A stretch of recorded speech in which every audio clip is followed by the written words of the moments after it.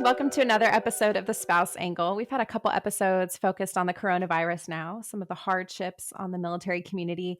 Today, we wanted to shift gears a little and highlight some of the good news that's come out of this time when most of us are stuck in our homes under some version of quarantine or social distancing from each other. So, trying something a little different, wanted to do a video show for you guys today. Usually, it's just a podcast, obviously. But first of all, you can see that there's someone else with me here. This is Andrea Scott. She's a spouse angle editor and does some work on the podcast behind the scenes as well. So we thought this would be a good chance to introduce her to you all and bring her on to co-host with me today. Andrea, do you want to introduce yourself to the listeners and the viewers? Sure. Hi, guys. So glad to be here today in front of the camera. This is a fun little thing that Natalie and I are trying. Let us know what you think about it. But yeah, I'm not a military spouse, but I was a military brat. My father was an Air Force pilot, flew the A-10 for most of my childhood. And then now both my brothers are Air Force pilots. So I like to joke that I am the loser of the family, which is maybe not true, but they're out there flying with the Air Force. I am working as an editor at Military Times, specifically covering the Marines, and working here at the Spouse Angle on the side. So very happy to be here. Yeah, that's where we met, was at Military Times. Well, Andrea, can you give a preview of what's to come today? Yeah, we were inspired by John Krasinski's Some Good News, and we thought there was so much good news happening in the military and military spouse community that we wanted to try to uplift our spirits this week. So we are talking to a military spouse who actually survived COVID herself, spouses who are making masks. We have a Marine spouse who actually ran her own half marathon. Her family planned for her when her half marathon was canceled. And we actually have Elsa from Frozen on our show today. So lots of good news to share. Yeah, the very one. Well, Samantha Gamoka is going to come on in just a second to talk about what it was like actually having coronavirus, COVID-19, and how the military community really rallied around her to take care of her family while she was sick. So let's bring her on.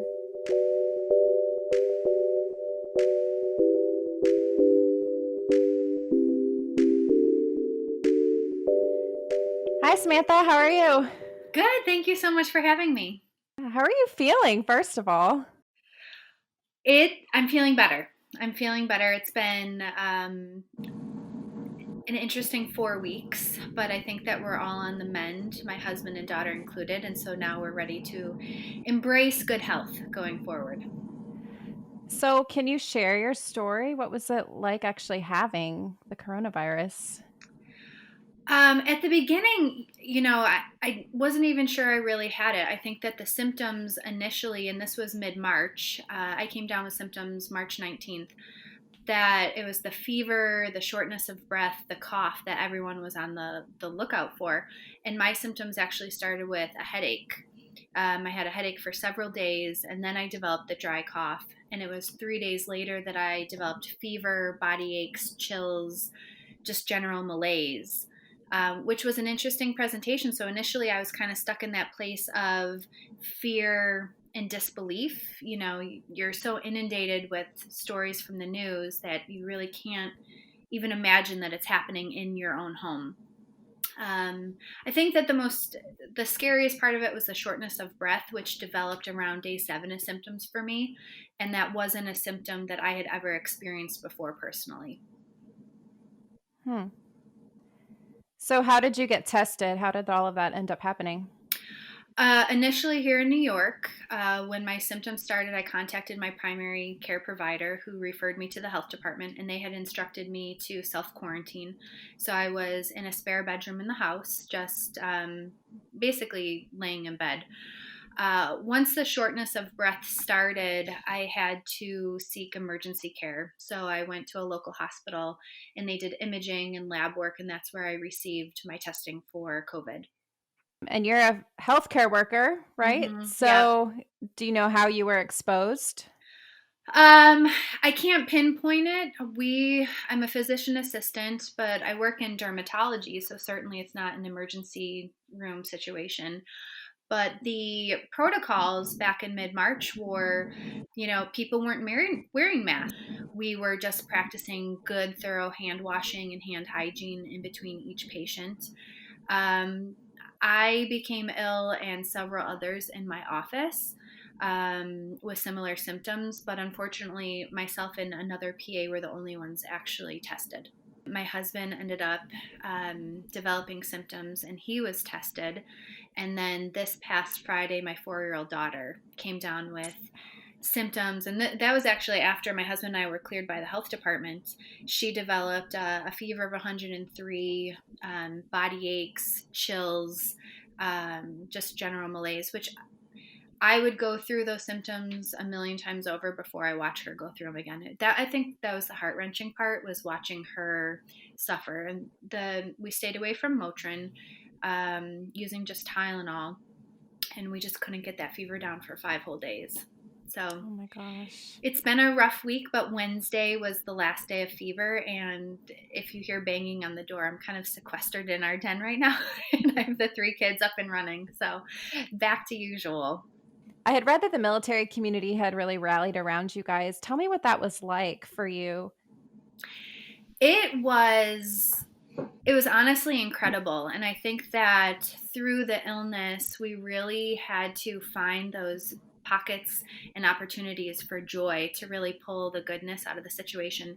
And it wasn't just the military community. I mean, absolutely, organizations, the Green Beret Foundation was first on the line, sending help, sending aid. How can we help you? What more can we do? They were amazing. But civilians and military came together combined to lift my family up and surround us in love. I was texting with a friend who lived in Arkansas, and she's a military spouse, and I had mentioned that we didn't have any Tylenol. She ended up contacting a friend who lived in Illinois, who tracked down a friend who lived in Buffalo, who they've never met, and I had Tylenol on my front porch in 4 hours. Like, that was the power of what we were seeing. Military friends from states away sending toys for my children to keep them busy and giving them something different to do so that Mike and I could recover on the couch. People that I worked with 2 jobs ago, civilian friends, were leaving full meals on our doorstep. Also sending activities for friends. I got a shipment of my favorite coffee creamer from a military spouse in Virginia. And if that's not a morale booster, I don't know what else is. We're in quarantine, unable to leave the house. And honestly, we were taken such good care of. We had a really, really great support network in place. Yeah. We're fortunate. Mm-hmm. I was wondering logistically, how did your family care for you? And then now that your family has gotten sick, how did you care for them while they were sick? My husband would leave food outside the bedroom door that I would kind of sneak in afterwards after he left. And we tried to keep the kids out as much as possible. My youngest daughter, Faith, she's a force to be reckoned with. So even when I was in quarantine, there were a couple nights where she would just come downstairs in the middle of the night and try and crawl into bed with me. She actually ended up being the one who came down with symptoms. So we tried to stay apart as much as possible, but when my husband developed the symptoms, at that point we knew that all 5 of us were pretty much exposed. So I came back into the general population, and we just, through teamwork, tried to cover down together. Yeah. My parents do live locally, so they were a huge help. They grocery shopped for us and would leave the groceries on the steps outside, maintaining social distancing. We'd wait for them to leave, or meals on our back porch. So honestly, once we both had our positive test results, we were served with official quarantine papers from our local sheriff's department, mandating that we didn't leave the perimeter of our property, which is serious. We want to be law-abiding citizens. So for those 14 days, we were truly 100% dependent on the kindness of others to get my family through. Wow. Well, some of you longtime listeners may recognize Samantha's name, maybe her voice. She was on the podcast back in November around Thanksgiving with the 3 spouses behind Giving Tuesday Military. And so, Samantha, I'm just so glad that, you've received some of that back, some of that goodness and love that you were sharing with the military community. Well deserved. It was such a gift because after Giving Tuesday Military, we had that moment of now what? Such a powerful movement, and so many people really just stood shoulder to shoulder with us for those intentional acts of kindness. We knew that it couldn't stop there. That led to the development of a new nonprofit organization called Inspire Up, which is the umbrella force behind Giving Tuesday Military and a new program we're doing, Hearts for Heroes. So, seeing all of this, seeing the community rally around us, we were living our own mission statement of bridging that military civilian divide, having acts of intentional kindness. All of that was showered in our way, and it just really gave us a moment of pause. And I don't think I could ever pay anybody back what they did, because the coffee creamer wasn't just a coffee creamer. It had so much more value to it. Just an example that my husband and I decided, we have to be committed on how are we going to pay it forward? How are we going to have that same impact in somebody else in a time of need? Well, Samantha, thanks so much for coming on the spouse angle. It was great to talk to you. I'm so glad you and your family are feeling better. Thank you so much for having me. Yeah. I will hope to see you soon.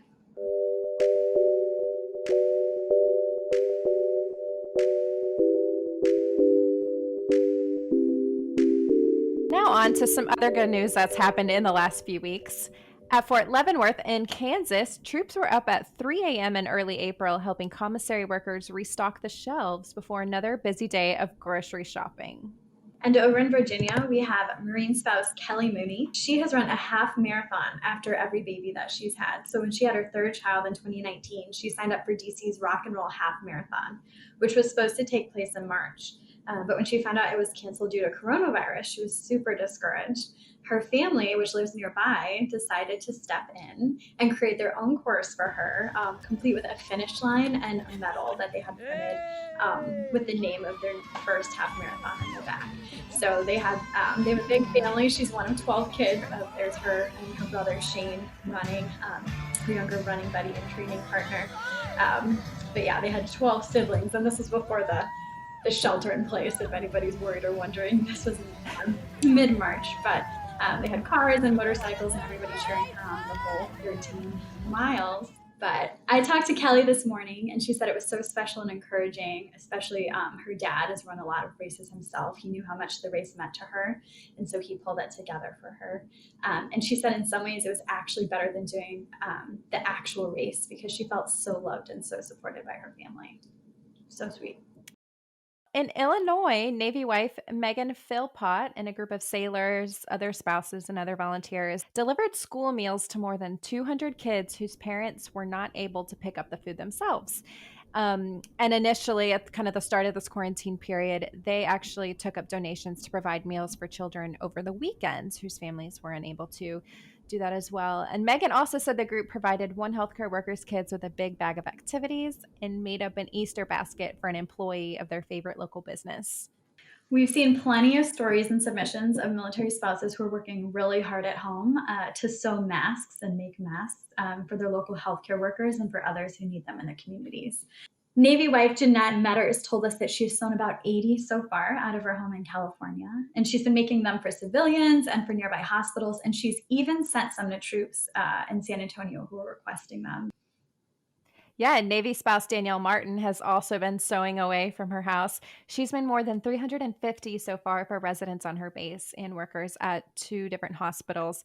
She said she spends about 8 to 10 hours a day sewing. Back at Fort Leavenworth, the veteran-owned Z&M Twisted Vines Wines and Winery gave out 1,000 fish sandwich meals on Good Friday. Then on Easter Sunday, they provided 50 soldier MPs with a full Italian Sunday dinner. So we have some good news for injured veterans and wounded warriors who are in need at this time. The Wounded Warrior Project is donating $10 million. Yes, that's $10 million for helping injured veterans who are in need right now. The organization is giving out grants that can help veterans pay for groceries, rent, and other essential expenses, or for those who have suffered financially during this coronavirus pandemic. And those grants are $1,000 each. A team of retired military veteran physicians, special operations medics, and other medical professionals came together earlier this month. And in less than a week, they assembled a field hospital at Columbia University in New York City. The idea was the brainchild of retired Colonel Missy Gibbons, an Army physician, and Kate Kemplin, an Army trained nurse specialist. The team will be treating COVID patients with mild to moderate COVID symptoms to clear up space at the New York Presbyterian Allen Hospital. I thought that was just such a neat story about veterans just kind of taking up the call once again to serve their country in a time of need. Well, now we want to go to an interview with Lexi Fontaine. She is otherwise known as the singing Elsa. She's a military spouse based at Langley Air Force Base in Virginia. So we're going to bring her on now. She's got a cool story to share.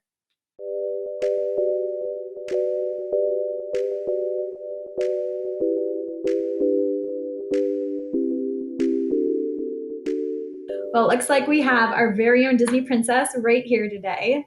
Lexi, how did this come about? I joined in. It started with the father of a family in our neighborhood. His name is Jared Carey. His wife is active duty. He is previously active duty. I believe he's reserves now. But they have 2 kids, and their youngest is a little girl. She's 2. And she loves everything Disney, everything princesses, and she is totally obsessed with Elsa.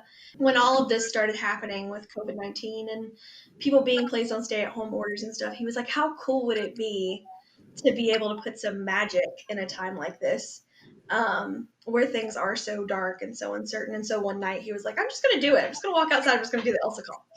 And so he went outside and he did the siren call. And I found out about it a couple of days after he started it, and I was like, this is the coolest thing. Will you sing the Elsa call with me? If I sing it, will you sing it back to me? So what it is in the movie, in Frozen 2, Elsa is, there's a song she sings called Into the Unknown. If you have a child, your child probably sings it 10 times a day. But there's a voice that's calling out to her, and the call basically goes,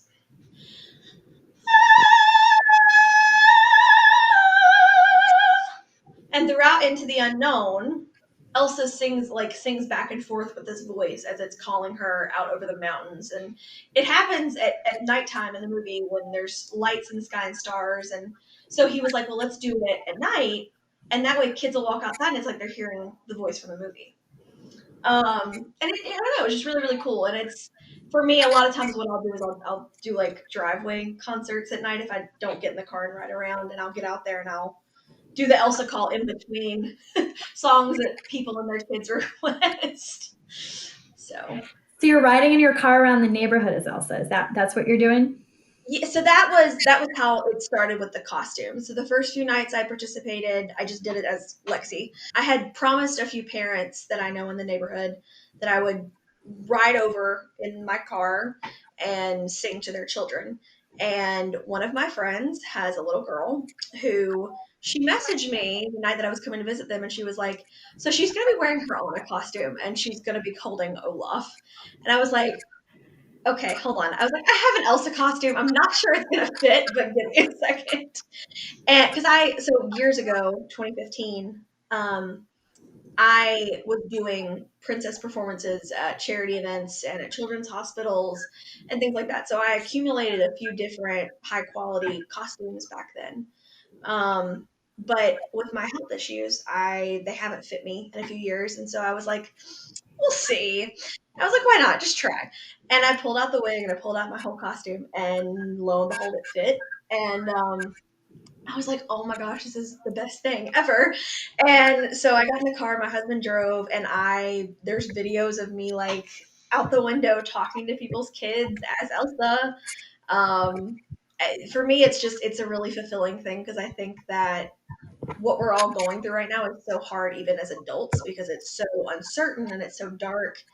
But for kids, I almost would say it's worse, because they really don't understand the scope of what's happening. And so being able to add some magic and wonder and imagination back into life right now for them is really important, to help them have the resilience to be able to get through this, because they really don't fully understand what's happening. You look just like Anna! Is that Olaf? Oh my goodness, hi! Will you do the Elsa call with me if I do it first? What's been the community's response? So I think that one of the coolest things for me is when I started doing it in my driveway, even just as Lexi, I've had people coming up and parking along the sidewalk in front of our house and watching out of the windows of their car, and their kids are like singing along and doing the call back to me from the windows of their vehicles. So like people are finding, this has allowed our community to find ways to connect with each other without having to like jeopardize our health or our well-being. And so it's been really interesting for me to see how well our community has gone about adapting to these circumstances and figuring out, okay, how can we still manage to connect with each other and bring good things and joy into the world right now when things are very, very different than anything any of us have ever experienced. And so the community response has been really cool. I mean, families, so many families on every street for a while, they were like going out at night and just doing this. You would hear it all over the neighborhood echoing through the sky. It was the most amazing thing. Um, and honestly, like I will say, the Elsa Call is a really awesome thing, but there have been so many other things that our community has done along like this same direction. Um, and it's just been really amazing to see people come together, because I think a lot of what we're seeing news wise right now on social media everywhere, some of it is very negative and it's very disheartening. And so to me, to live in a community where I'm having the opportunity to see so many people giving everything they have to make this time as joyful and positive as it possibly can be, that's really inspiring for me, and I'm just grateful to be a part of that. I think we're going to need a sample of your Elsa song. Can you leave us with a sample? Absolutely. What do you want? 'Cause you've been keeping me awake. Are you here to distract me so I make a big mistake? Or are you someone out there who's a little bit like me, who knows deep down I'm not where I'm meant to be? Every day's a little harder as I feel my power grow. Don't you know there's part of me that longs to go into the unknown, into the unknown.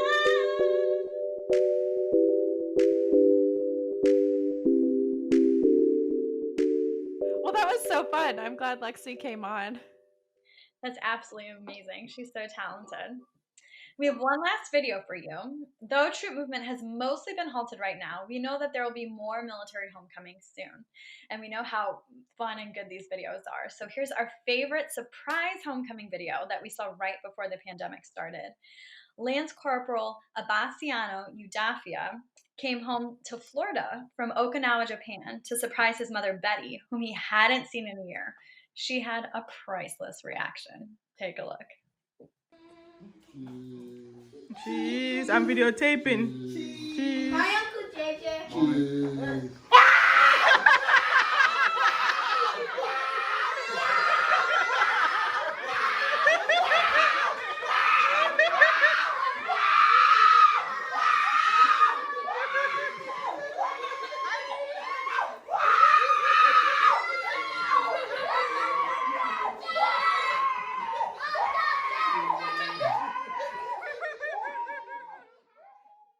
The Marine, who is the youngest of 5 kids, says it's very hard for his mother when he's gone, especially being the baby. He says he tries to call as much as possible, but in her eyes, he can't call her enough. Oh. So sweet. Well, thanks everyone so much for watching or listening to today's show. We know there's more good news out there, so tag us in your good news story at Spouse Angle Podcast on Facebook and Instagram, and at The Spouse Angle on Twitter, and we will share it on our platforms. Thanks, everyone. Have a great week.